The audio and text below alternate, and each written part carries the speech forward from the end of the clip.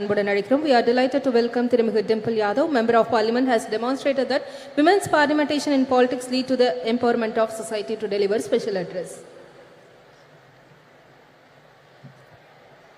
Thalapati, M.K. Stallinji, Mrs. Kani Mohi, MP and Deputy General Secretary of DMK, General Secretary of International Congress, Priyanka Gandhi ji, MP and Working President of NCP, Mrs. Supriya Sule ji, former Chief Minister of Jammu Kashmir, Chairperson PDP, Mrs. Mehbooba Mufti ji, former MP and Pilot Bureau Member of CPI-M, Mrs. Subhashini Ali ji, National Congress, National Executive Committee Member, CPI, Mrs. Ani Rajaji, Minister of Food and Consumer Protection, Government of Bihar, Mrs. Leshi Singh ji, Deputy Speaker, Delhi Assembly, and National Executive Member of AAP, Mrs. Rakhi Bidlan ji, former MP and National Spokesperson, AITC, Mrs. Shushmita Dev ji, and all the dignitaries who are present in front of me, all the distinguished guests, and my fellow citizens of India.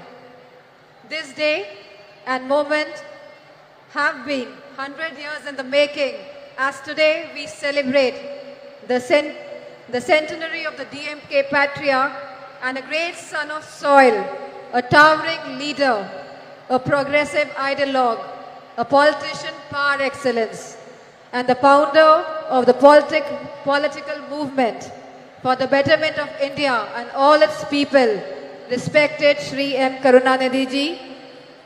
He was popular as Kalanyar and Muttamind Aranyar. Kalanyar was the title of Tamil politics. His life was marked by a relentless struggle for social justice and the empowerment of the marginalized communities, minorities, OBCs, SC/STs, and especially women. His political journey was an unending quest to eradicate social inequalities. He championed the cause for women's rights, advocating for gender equality in a deeply patriarchal society. He advocated affirmative actions to support oppressed, marginalized communities and minorities. He was a great advocate of increased state autonomy and accountability in the Indian federal structure. He pursued the Rajamanar Committee's report that was accepted by the then Prime Minister, Mrs. Indira Gandhi ji, and the Chief Ministers got the right to hoist the flags on Independence Day. Kalanar's life was dedicated to the pursuit of social justice, an endeavor that remains even more relevant and inspiring today. His vision was rooted in the principles of equality, fairness, and inclusivity. He believed that society could only prosper when every citizen, regardless of their background, was given equal opportunities to thrive. Under his leadership, the DMK pioneered several progressive policies that aimed to uplift the marginalized and oppressed sections of society.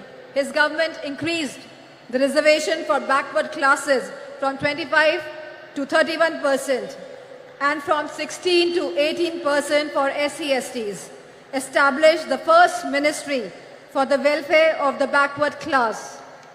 As a member of Parliament and a woman, I am deeply honored to address you all on this special occasion, and I want to focus on the three fundamental aspects of the vision for India: an unyielding commitment to social justice, tireless effort to protect the dignity of each individual, and untiring advocacy for women's rights. Samajwadi Party remains committed to these ideals as we cherish and uphold an unwavering commitment to protecting the respect and dignity of every individual. In a diverse India, the protection of regional, social, cultural, and linguistic identities is of paramount importance as it is the integral to the identity and pride of each and every individual. Leadership in this regard is not about exclusion, but rather about pluralism and diversity. Celebrating the unique cultural tapestry that is India. Now I turn my attention to the third crucial aspect of our vision, a deep sense of commitment to women's rights. We all must be a true feminist today, advocating for gender equality, women's education and upliftment, policies that have always been advocated and implemented by the Samajwadi Party in Uttar Pradesh, found home and expression in Tamil Nadu under Kalainar. He raised girls' marriageable age, provided women one-third reservations in the government jobs, local body elections, property rights, subsidized loans, financial assistance to widows, marriage, intercaste marriages, self-help groups, vocational training programs, free power and gas connections, and rice at ₹1, and many much policies. We must recognize that women's economic empowerment is not only a matter of individual dignity, but also a path towards overall societal and economic progress. This is in strict conformance to what successive Samajwadi Party governments have delivered for women in Uttar Pradesh under the Chief Ministership of Honorable Netaji and Shri Akhilesh Yadav ji. For us, women's rights is not a manner of speech, but a matter of faith and action. Let me draw the focus to the task at hand for this August gathering. The Magalir Urmai Nadu being organized today by the DMK Women's Wing, headed by MP Kani Mohi, calls upon the central government, headed by BJP, for immediate action on women's rights issues. The BJP government has totally been proven incompetent and an abject failure in securing women's rights and providing security and safety to women. India has witnessed an alarming surge in crimes against women, particularly of the OBCs, SC/STs and the minorities.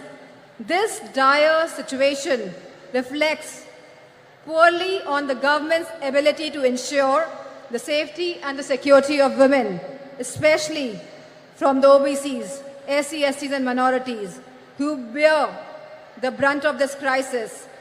Manipur is a living example today for us. What has been seen in Manipur is really shattering the very idea of India. The data reveals that incidents of rape and sexual assault and violence against young girls, infants, women and older women have reached to one of the highest ever under the BJP government, exposing a fundamental breakdown in social order, sense of security and law and order. The lack of swift justice and a consistent track record of not holding perpetrators accountable has led to this scary situation in the country. This needs to be corrected immediately. Nothing can be allowed to impinge on the right of life. In the Indian democracy, women constitute of half the population, and this active participation in politics is essential for the robust democracy and a truly inclusive society. The recent proposal by the BJP government to postpone the vital reform of implementing 33% reservations of women in parliament and state assemblies way into the distant future is a huge disappointment that appears to be only a BJP political ploy. The BJP's move is only an eyewash, purely for electoral gains. Samajwadi Party's argument for providing separate reservations for OBCs, for SC/STs and minorities is a critical, progressive stance that deserves immediate inclusion and consequent implementation. The BJP government's one-size-fits-all will certainly dilute the representation of marginalized communities. The Samajwadi Party's proposition recognizes the unique challenges faced by the women of OBCs, SC/STs and minorities. By providing separate reservation, it ensures that these historically disadvantaged groups have a more equitable chance at political participation. BJP government should be open to this critical improvement offered by the Samajwadi Party. It is essential to recognize that diversity in representation is key to vibrant and dynamic democracy. The Samajwadi Party's argument rightly underscores this crucial point. As Samajwadi Party has consistently advocated for women's safety and their rights. We recognize the importance of safe environment for women as a catalyst for the societal change and economic growth.